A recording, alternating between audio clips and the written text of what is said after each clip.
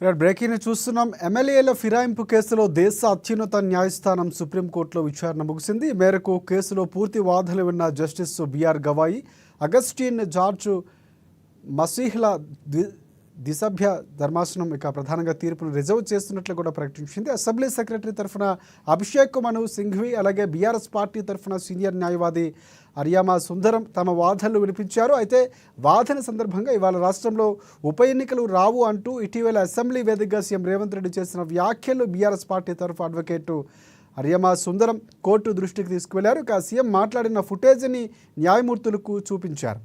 8 వారాల్లోగా కేసులో తుది తీర్పును వెలువరించాలని పిటిషనర్ తరఫు లాయర్ అరియామా సుందరం ధర్మాసనాన్ని కోరారు.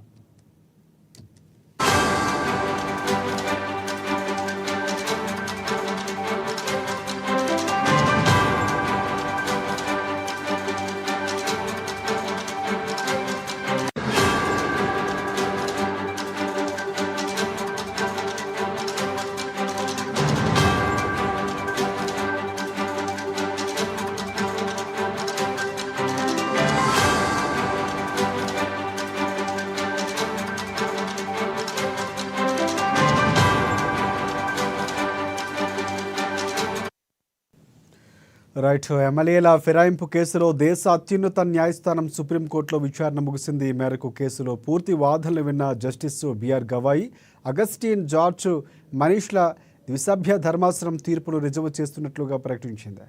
అసెంబ్లీ సెక్రటరీ తరఫున అభిషేక్ మను సింఘ్వి, బీఆర్ఎస్ పార్టీ తరఫున సీనియర్ న్యాయవాది ఆర్యమా సుందరం తమ వాదనలు వినిపించారు. అయితే వాదన సందర్భంగా ఇవాళ రాష్ట్రంలో ఉప ఎన్నికలు రావు అంటూ ఇటీవల అసెంబ్లీ వేదికగా సీఎం రేవంత్ రెడ్డి చేసిన వ్యాఖ్యలను బీఆర్ఎస్ పార్టీ తరఫు అడ్వకేట్ ఆర్యమా సుందరం కోర్టు దృష్టికి తీసుకువెళ్లారు.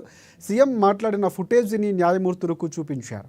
8 వారాల్లోగా కేసులో తుది తీర్పును వెలువరించాలని పిటిషనర్ తరఫు లాయర్ ఆర్యమా సుందరం ధర్మాసనాన్ని కోరారు.